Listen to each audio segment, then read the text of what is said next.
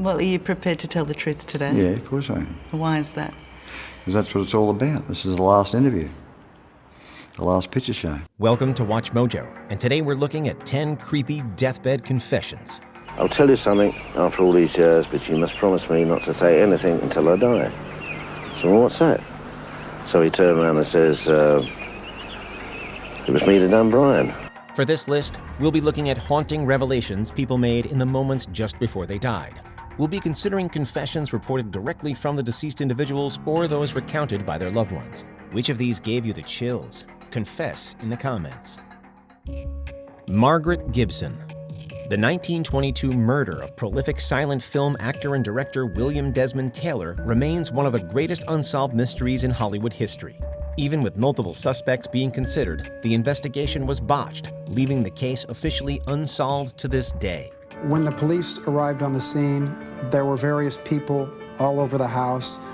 The studio personnel were running around, making off with all-important letters, documents, possible evidence. More than 4 decades after the crime, however, Margaret Gibson, a Hollywood actor who had worked with Taylor early in his career, made a shocking confession. As Gibson slowly passed away on her kitchen floor after a heart attack, the then 70-year-old owned up to shooting and killing Taylor.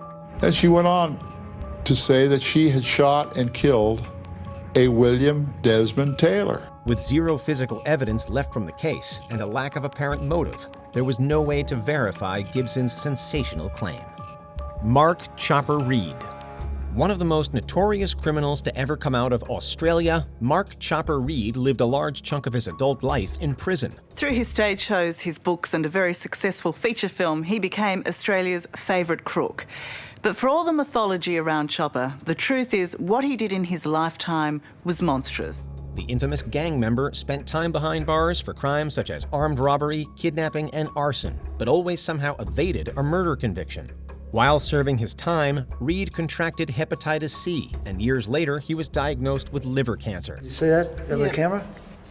That's the tumour. Look at that. That's a pretty big tumour, isn't it? Yeah, that's a big tumour. Look at the size of the bastard.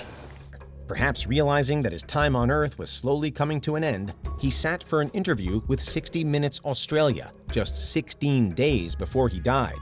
During the interview, Reed casually admitted his involvement in the deaths of 19 people, describing the details with an astounding lack of remorse.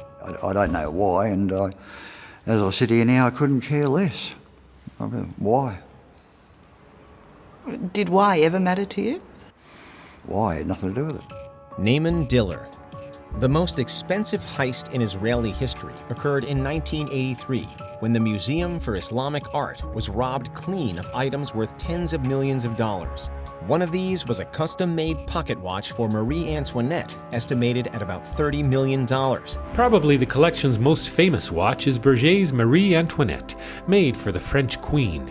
It was prepared to her. She was, executed before she could enjoy it. The dastardly heist was carried out by Israeli criminal Naaman Diller. Diller had fled Israel after the crime and settled in the U.S., where he died in 2004. Just before his death, he confided in his wife about everything and left the rest of the stolen collection in her possession. Diller, on his deathbed 4 years earlier, had confessed to her that the priceless antique watches scattered around their Los Angeles home, including the Marie Antoinette, were his catch from raiding the museum that night. The 25-year-old case was finally solved after Diller's widow tried selling some of the items back to the museum, and the authorities were tipped off. All this happened and the watches were stolen. Now they came back. The first part by chance, the second part by very hard and professional work of the police. Christopher Smith. Between 1975 and 1980, the Yorkshire Ripper claimed the lives of 13 women in the English areas of Manchester and West Yorkshire. Over a period of 6 years, all of these women were murdered by the same man. 13 families' lives torn apart by Peter Sutcliffe. When 26-year-old Joan Harrison was killed in 1975, her murder was initially attributed to the notorious killer. But after his arrest in 1981, he was eliminated as a suspect. Sutcliffe had been ruled out of the Joan Harrison investigation, and detectives were back to square one. From there, it would take 30 years for the case to come to resolution. In 2008, Harrison's death was linked to 60-year-old Christopher Smith. Smith had terminal lung cancer and recently had his DNA sample taken after he was arrested for drunk driving. With his impending death looming, Smith penned a rambling letter in which he confessed to Harrison's murder and pleaded for forgiveness. We found a note, which to my mind is clearly a confession note. And it's significant for me that he wrote that letter the day before he died. He talks about being remorseful for things that he's done. He passed on a few days later. Hannah Quick. In 1980, Hannah Quick was the landlord of a townhouse in Brooklyn, New York, that got burned to the ground in February of that year. The fire led to the unfortunate deaths of some of the tenants. 3 men, Raymond Mora, William Vasquez, and Amari Villalobos, were arrested and later convicted of setting a fire that killed a mother and her 5 young children in a Park Slope apartment at 695 Sackett Street. When she was interviewed by police, Quick claimed to have seen 3 men walk out of the house around the time of the fire. The 3 men, Raymond Mora, Amari Villalobos, and William Vasquez, were convicted. Mora died in prison, whereas the other 2 spent over 30 years incarcerated for the incident. They also found the building owner, Hannah Quick, who accused the men, was a known substance abuser and habitual liar who admitted to family members she sent 3 innocent men to prison.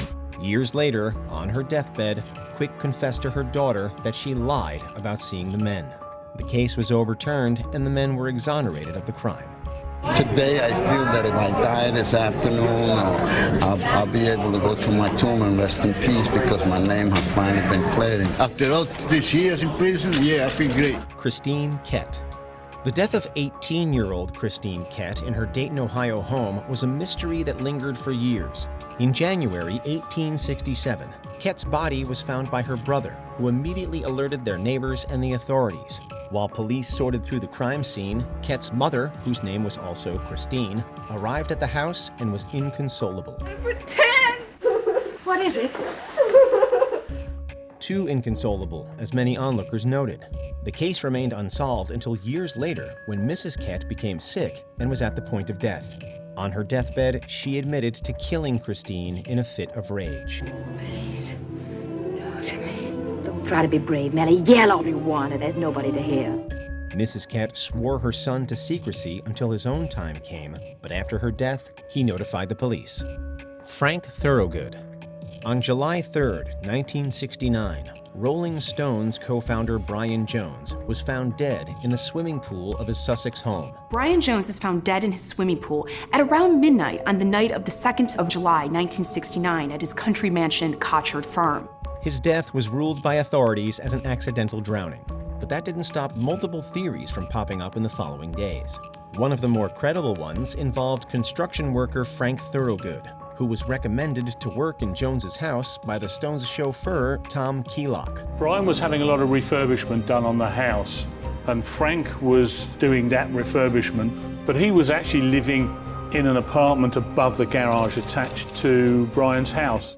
Thorogood, who last saw Jones alive, allegedly told Keelock on his deathbed that, quote, "It was me that did Brian. I just finally snapped," end quote.